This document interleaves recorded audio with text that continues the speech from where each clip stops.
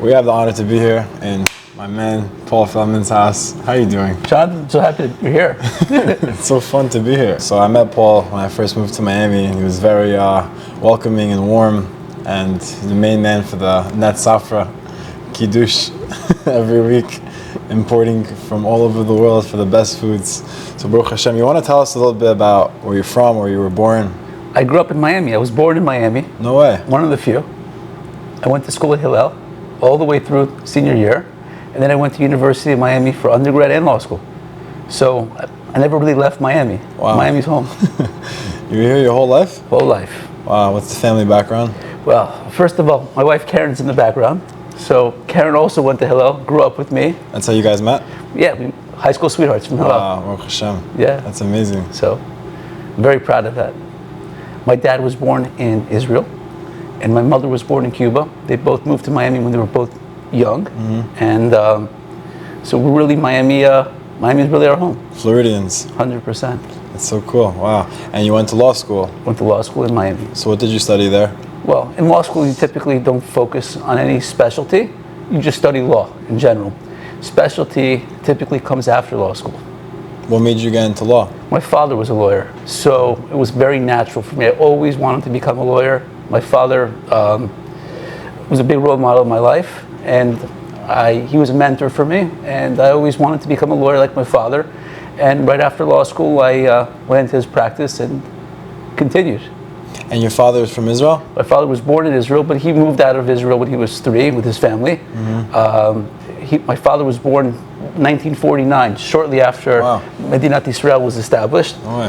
And it wasn't easy at that time to live in Israel. It was, poverty was rampant in Israel. So they moved to Toronto for better opportunities, and then shortly thereafter they came to Miami. What was your father's specialty in law? He was a real estate lawyer, just like me. Lawyer. Yeah, he did real estate closings, and I continued that legacy. Nice. And you figured that out in law school? You don't really figure that out. I always wanted to be a real estate lawyer. But because that's what my father did. But again, in law school, you don't really specialize in any particular field. It's really just general. Typically, the way you choose the type of law that you're going to specialize is where you're going to get your summer job. So wherever you get your summer job, you tend to go into that path. That's the typical trajectory for a law student. And how many years were you in school? So law school itself is 3 years, and undergrad is typically 4 years. Wow, very nice. Yeah.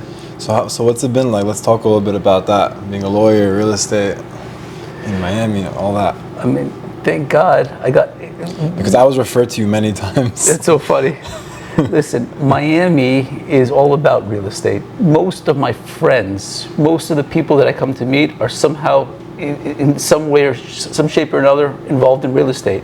Whether it's for themselves, whether they're buying and selling a personal home, or in some capacity, you know what I mean, they're investing in real estate, or their livelihood is buying and selling, flipping, or developing, you know what I mean, or they're in the, you know what I mean, they're supporting the industry, such as a real estate broker, mortgage broker, insurance agent, appraisal. So there's so many things in Miami all about real estate. So it's a great field to be in for me. How come? Because Miami is the hub of people coming to invest. So I feel it's a great place for me to be a lawyer and support that industry. And when someone wants to go into real estate, why would they need a lawyer? You typically need a lawyer to advise them and prepare the paperwork for the purchase or the sale. That's the only real reason you need a lawyer. It's just to handle the closing process. But you also seem to have a very distinct nature, like very confident, very, brazen, believe in yourself. Where did that come from? I think confidence comes with time.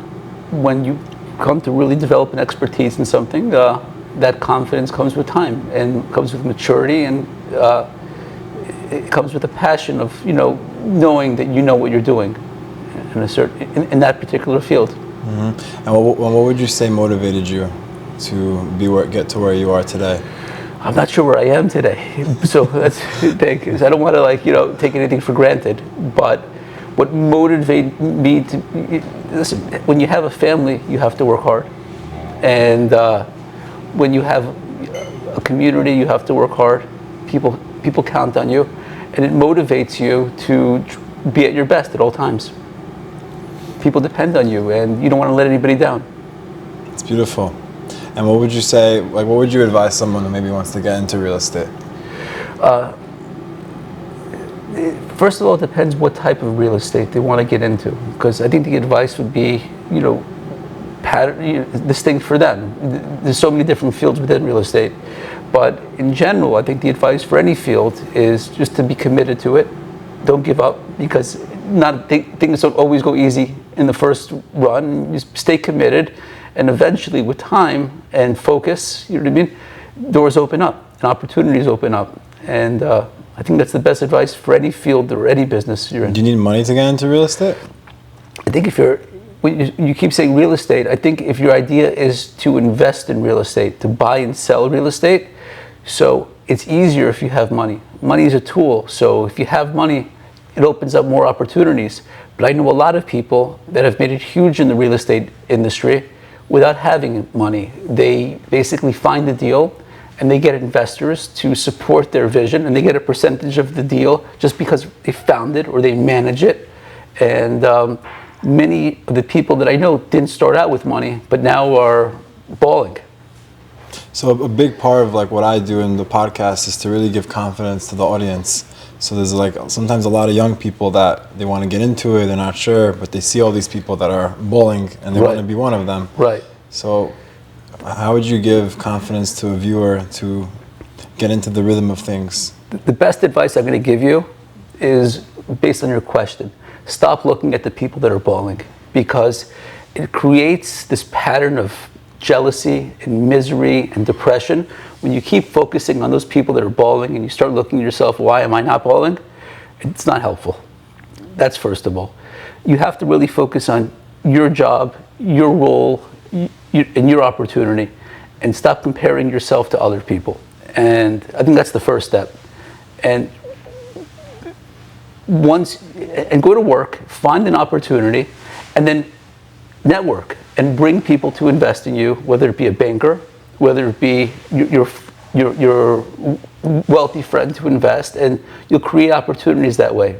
But it's not helpful to look on Instagram and compare. I was about to say, it's all about looking at what other people are doing. Yeah, nowadays. That's not helpful. It's not helpful. That pattern of looking at Instagram and seeing people on their yachts and their vacations, it's a straight road to depression. It's a straight road to depression. People feel insecure behind it, and then they try to compete, and it's impossible to compete with like a fake story. It's not everything is real. Did you always have this mindset, or was this something like that you adapted throughout your career? I guess one of the things that was instilled in me is really to be grateful for, the blessings that I have. My parents always made me feel comfortable with who I was and what I had, and I wasn't jealous of anybody that had more, because I felt I had enough. And I try to give that to my kids, just try them to feel, you need to know that you have enough. You should be really proud of who you are, and don't look at other people with their lifestyles. At the end of the day, a lot of people would trade to be where you are, and don't trade your lot for anybody else's lot. Just be really grateful for what you have. It's exactly what it says in Pirkei Avot. Who's a rich man? Someone that's happy with what he has. Right. It's beautiful. And how would you, like looking back, how would you say your parents did that for you? By making me feel, listen, I think all parents try to make you feel special, but I think it's important for a parent to build their children's self-esteem and let them know that there's a big future for them, and there's lots of hope, and keep striving, because there's a big future ahead for everybody that seeks it. And what if someone didn't maybe have parents who did that for them? Well, everybody has parents, and parents do the best that they can. You know what I mean? And sometimes even those parents that are hard on the kids are a blessing. I know a lot of friends that became very successful in life and didn't have loving, supportive parents. And sometimes that's exactly what the kid needs. A tough childhood, and the kid becomes stronger, and that's what God ordered for this particular kid to grow out of it. And a child has to appreciate his upbringing, no matter how it was, because that's what God knows is the best for that particular child. It's beautiful. Wow. Did you study any Emunah and Bitachon? No. It's just there. It's amazing. I think emunah bitachon are fundamental concepts. You know what I mean, of life and confidence and finding happiness and being comfortable with God. But what would you define as happiness? it's hard to define. It's what everybody's seeking. No, because knowing you, you're always like smiling. I never saw you without a smile and like super upbeat, and you know, it's something that's huge. That's so nice of you to say. Because it's true. Yeah. I guess happiness is something we're all seeking for, but ultimately the rabbis say that, you know, real happiness is getting closer to God. The closer the relationship you have to God, the more happiness you'll find. You know what I mean? So you see people very distant from God, it could create a big depression. The closer you are to God, and there's different routes to getting close to God, but ultimately you have to have a relationship with God, I think, to find true happiness. And how does it balance out when someone's in the business world? Like the relationship with God and like that purity, and then like all the stuff that goes on outside. So I don't see it as a conflict, you know, being in business and being close to God. I think a person can learn Torah all day, and I think a person can do business all day, and ultimately there's different paths to serving God and being close to God, and I think God loves all his kids. No, meaning the exposure that we get.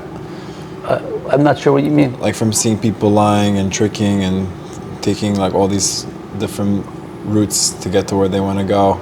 Yeah, but what other people do shouldn't affect you. You can't let like that meaning in. we want to be able to go and to do business, but to stay, you know, true to ourselves. Yeah, I'm not sure if a synagogue is any different, or a kollel is any different, or a business environment. You can't let external factors, you know what I mean, negativity affect you. You have to just do your thing, you know what I mean, focus on what you're doing, and don't let the negativity around you, don't internalize it. Yeah, you have to really stay focused to what you're doing, to your mission. I don't even think you need to concentrate so hard to focus and be in a mission. I think you just, you know, just do your thing. Do your thing, and you stay honest, you stay healthy, and the fact that other people are doing other things, I don't think it has to bother you or affect you in any way. And what if someone doesn't know what's their purpose yet, or their thing? Yeah, I think there's lots of, you know, different, there's micro purpose and there's macro purpose, you know what I mean? You don't have to know your micro purpose. You don't have to know. Could you elaborate on that? Sure. I mean, when we talk about purpose, I don't think a person needs to know exactly. A person is 18 years old, 21 years old. I don't think a person needs to know where their parnassah is going to come from for the next 30, 40 years. And I think a lot of kids graduating high school, graduating college, they get bogged down on where is their parnassah going to come from for the next 30 years. Extremely. It's daunting, and I don't think you have to figure that out. What I've seen is, in my experience over the years, is that you just need to start hustling, start working, start on a path, okay? And God will open up, God will introduce you to somebody, God will make certain things happen, and just stay on that path. But it's really hard to do that nowadays, like not to get distracted. Not to get distracted. There's lots of different levels of distraction also, and it's good to pivot, and it's good to adapt, you know what I mean? But keep focusing on what you're doing. In your world, you're doing internet marketing, okay? It's an amazing world with unlimited potential. Stay focused on it, and I think you'll find great success. Shat Hashem. Yeah, like Gedalia likes to talk about it a lot, like stolen focus, you know, and concepts like that. So especially for the youth, with all the social media and the comparing, look at what they have, they got it so fast, I want to be like that. It's really hard. You know, I have a lot of friends too that struggle with being depressed and not making any money and things of that nature. And sometimes when you're not there yet, it's kind of hard to see the light at the end of the tunnel. But really, like we were talking about before, the light is now, with what I have now. So what are your thoughts on that? Stop looking at Instagram and comparing yourself to other people. A lot of what you see on Instagram may not be real. And a lot of what you see on Instagram, even if it's real, that's, you know what I mean, it could be a test for you not to be jealous of the other people. Because you don't know how those people got what they got. And you don't know what cost they paid to get what they got. And just be happy with what you have. And keep doing what you're going to be doing, and you'd be surprised how once certain things in your life take off, how success takes off so quickly that in the blink of an eye. Really? It happens to so many people. And I think there's different stages And what's of life. what's the like right before the takeoff? What's the switch that person makes? Again, it's in the blink of an eye. But I will say that just in my experience, what I have seen is that there's different stages of jump or exponential growth that I have seen in people. And you see the people get married, and all of a sudden they didn't know how they were going to pay the rent, and all of a sudden they get married, and all of a sudden it brings tremendous blessing in their life. Through the marriage. Oftentimes it happens through the marriage. It brings a whole new dimension into their life, with a new family, new luck, new success, new opportunities. And a good wife, a good spouse can be a big blessing for many couples. It could also be the opposite. So it's important to choose wisely. And I've also seen when children come into the home, it also brings another potential for great success in life, because God wants to bless that child. He wants that child to grow up in a beautiful environment. But success really shouldn't be defined so much as the yachts and the vacations and the clothes and the jewelry. I think success needs to come internally. Money and all of those external items are a tool, but real success comes from internal peace, internal contentment, and money's a tool that can help you achieve that, but sometimes it can be detrimental to people also. So I think that's important when we talk about success, not to get distracted and think that money's the goal. Sometimes just peace could be the goal. There's an idea that I talk about it a lot. I want to get your thoughts on it, but like God wants us to become the best vessel that we can be. So Right. sometimes when a person like imagine like in Shamayim we have like a vessel, like a spiritual vessel, and sometimes God wants to fill it with blessing, but we're covering the lid with the depression or the comparisons not being where we want to be, etc.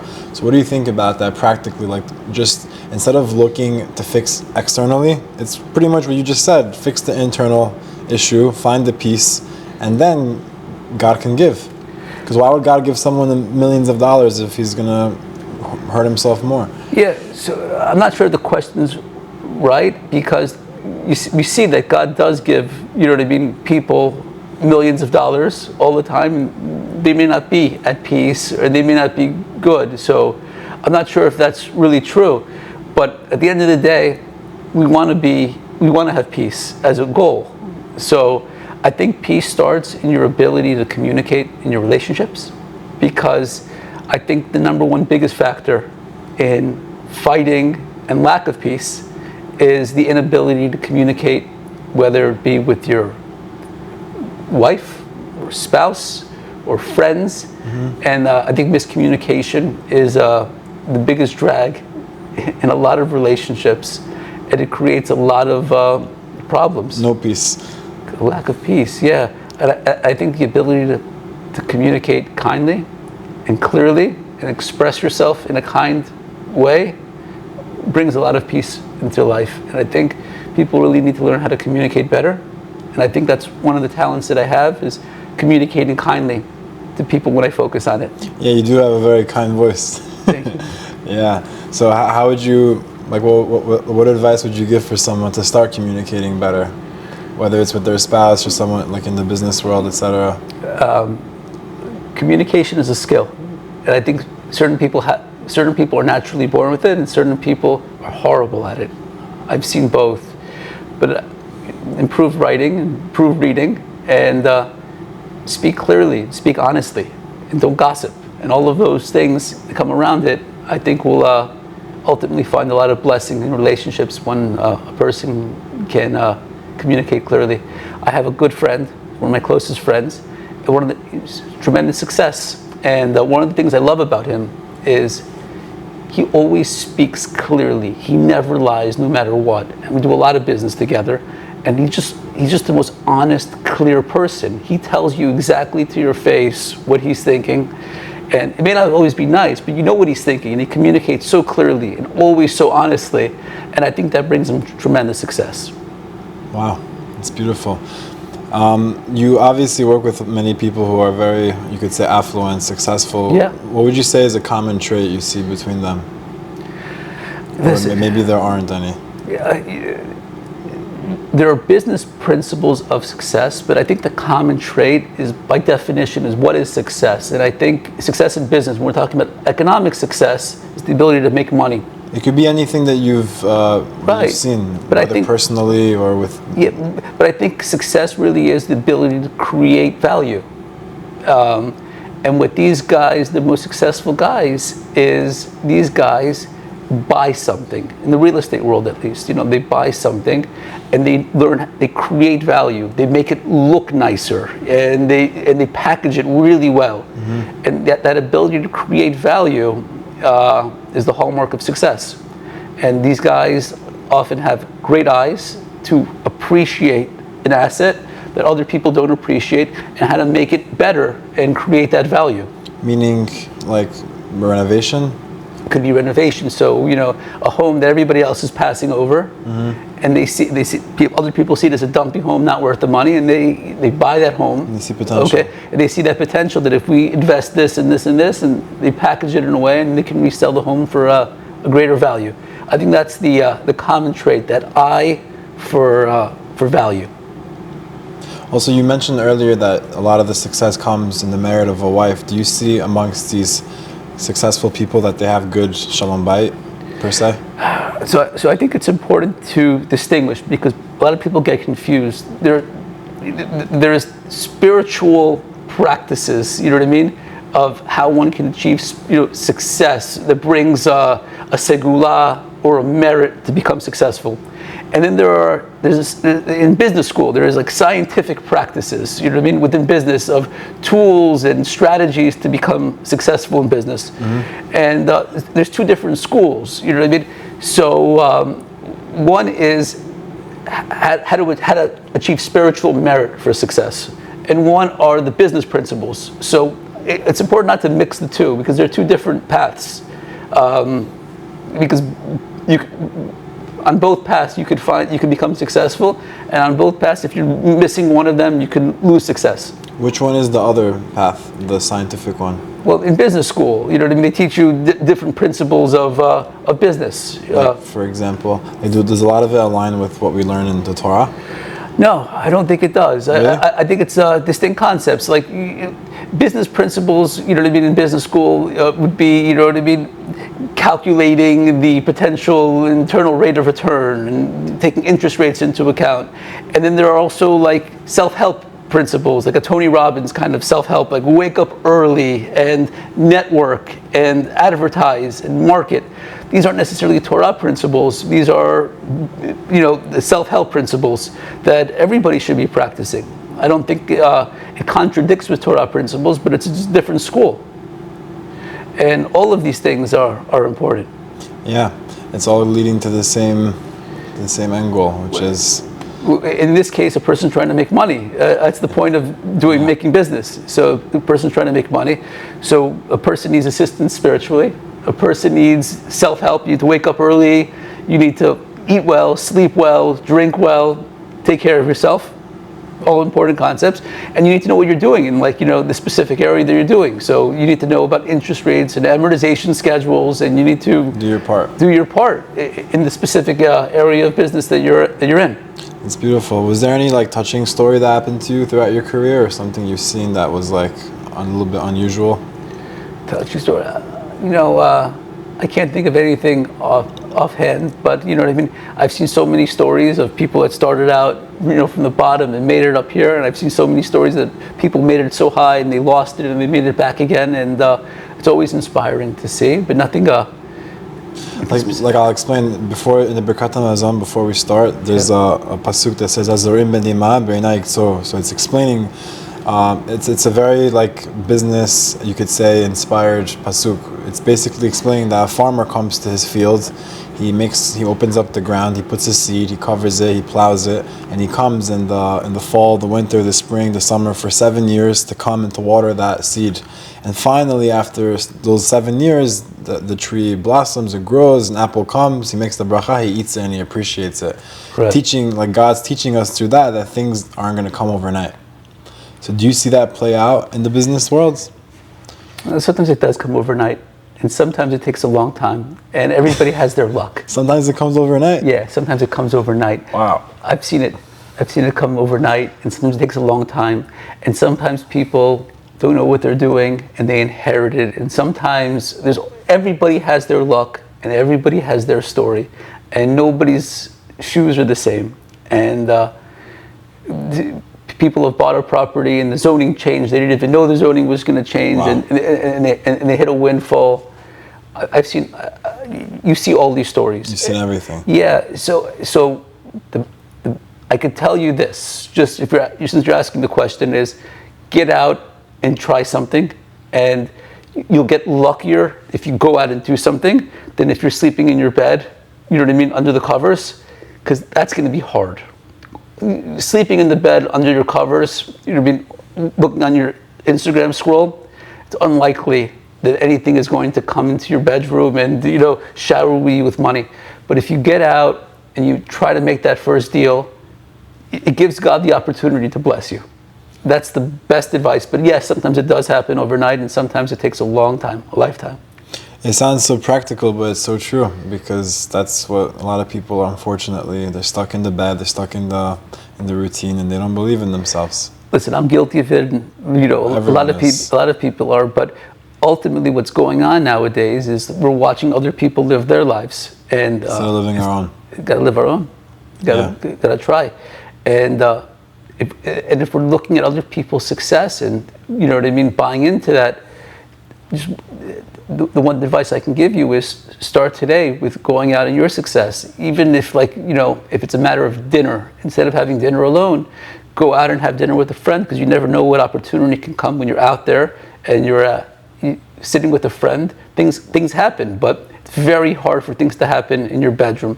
People should only be staying home when they have to focus to get something done. You know what I mean? But other than that, if a person's young and hungry, go out and network, go out, meet people, do exactly what it is that you're doing. Yeah, that's how I basically built my page. Yeah. Like, as you were speaking, I was thinking of like that was basically it. Just going out, going to places, showing up, and like people ask me, how do you get this interview, that one? I just showed up. Yeah. You know, if it you was ask. Yeah.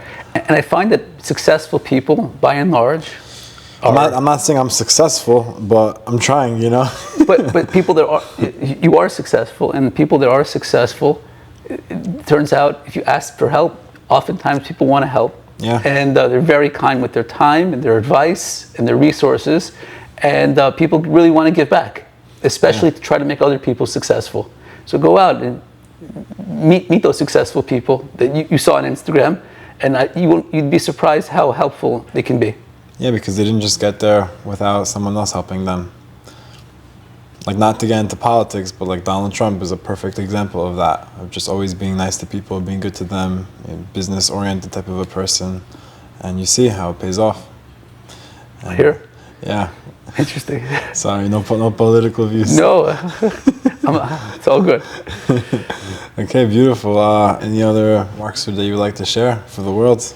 If you have any other topics or questions, we're sitting here in front of a wine collection. Yeah, your wife was telling us a big wine. Tell us about it. It's interesting. Yeah.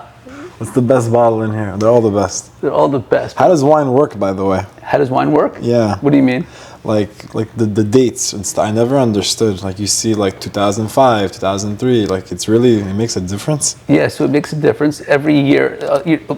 Every year they harvest the wine. So the date is the year of the harvest. Oh yeah. Yeah, and that's the year. And every year, the grapes or the wine tastes differently depending on the harvest, depending on the weather and the terroir that year. It has a major effect on the taste. And also, the year might not be the indicator. Because of the weather, let's say, wasn't good or something. Right, so the year is the indicator. So based on the year, you would know the weather in that particular area and the conditions. Some years are considered good, and some years are considered not as good. And it also would affect, how long you could store the wine and the quality. So if I'm going into a wine store and I don't know how to buy, how do I buy a good bottle of wine? So the kosher consumer typically typically pops and pours. So the typical kosher consumer goes to a store, and within 24 hours, they're typically popping that wine and drinking it. That's a typical consumer. Like you're buying it like on a Friday. Or... Yeah, so I do that sometimes, but typically I buy a wine and I might store it for 10 years, 15 years before I drink it. Really? Yeah, to get to that peak point. And when you drink it, you feel it? Like you taste that difference? That's the idea.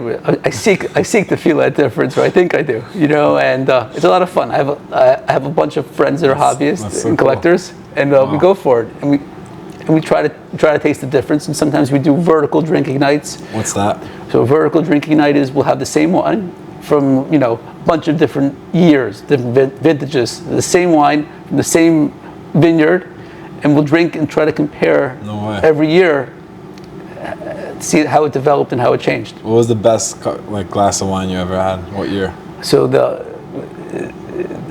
there's, I think the two most famous. Well, there's a great story I'd love to share with you. It'll give inspiration to your viewers. Let's go. Okay, so probably the most famous wine is. Should we taste wine now? The most famous wine is the Smith Lafitte, 1995. Oh no, that's the one that caught my eye because I saw the year. Yeah. It's before I was born. Yeah, so it's a very special story.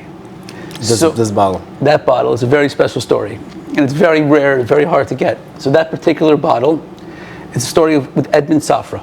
The legend says, the story is as follows. Edmund Safra went to seek a bracha, a blessing from Chacham Avad Yosef. Wow. In the mid-90s. And Chacham Avad Yosef supposedly told Edmund Safra, I will give you this blessing, I'll give you the bracha, on one condition, that from now on you commit only to drinking kosher wine, no more non-kosher wine.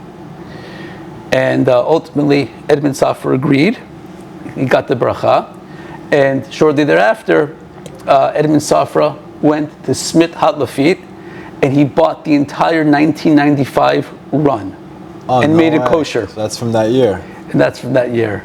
Wow. That's from that year. And he made it kosher. And he made that year's wine kosher. Why wasn't it kosher before? Because many wineries aren't kosher.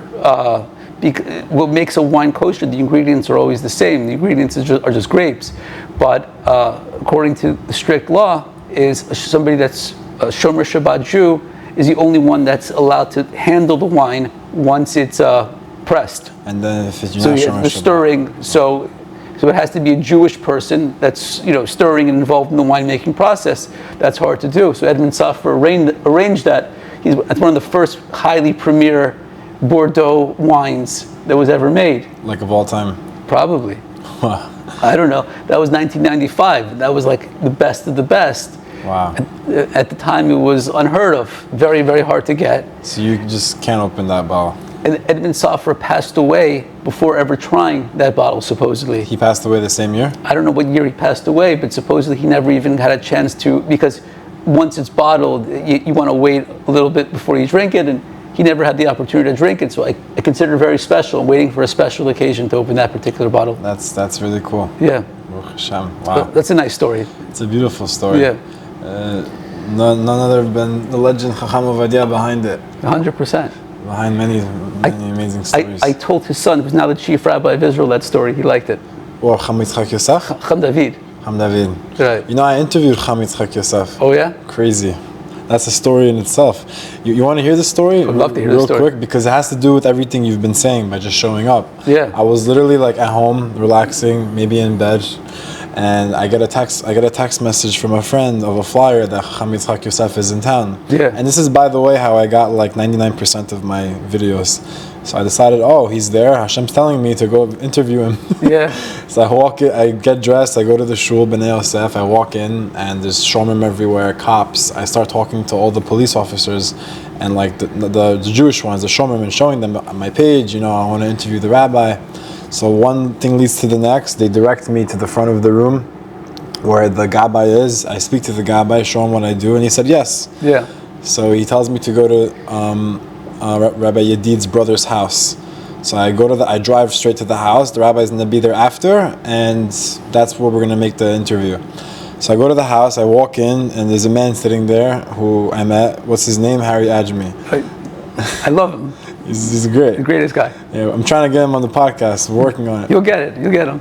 Yeah. He's coming in a few weeks, I think. B'ezrat Hashem, Yeah. we're gonna get it. So we're talking for 2 hours. He loves me, what I do. Like He's the best. it was just really fun. Because I once read in the book before that happened that there's always going to be that room of like successful people, and there's Right. always space for one more. 100%. So at that exact moment, everyone comes. The commissioner of police, Harry's there. Yeah. All the rabbis Yeah. come, and Chacham Yitzhak Yosef. Yeah. And we're all packed in this room. And who's there? Me, some 22-year-old, making videos.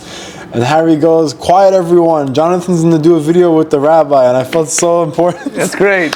We go, we do the interview, and that was the story. Yeah. So you see how if I would have sat in bed, that never would have happened. But the fact that you just get up and show up and open your mouth, Hashem can help you. Amazing. And I love that's- Harry stories. They're fun, right? Harry stories are the best. Yeah, they're the best. But yeah, this was a lot of fun. Jonathan, anytime, man. Come Yeah. back soon. One thing I always do is you got to give a blessing to the audience. I give a blessing to the audience. man. Nice, heartfelt piece. Listen, I don't know if I'm worthy to give a blessing to all your audience. Of course give a lot you of are. people. Of course but you are. I bless your audience. You know what I mean? Bako mikol kol. Wow. Avram Avinu. With everything, man. I wish you guys with everything and a lot of success. I hope you find what you're looking for. I hope everybody finds their path in life. You know what I mean? And I hope everybody finds what they're seeking for, whether it be a spouse or children or parnasah or a direction. And I wish everybody well. Amen. And like you spoke so beautifully, you just got to get up and go try. Rock and roll, Jonathan. You're the man. you.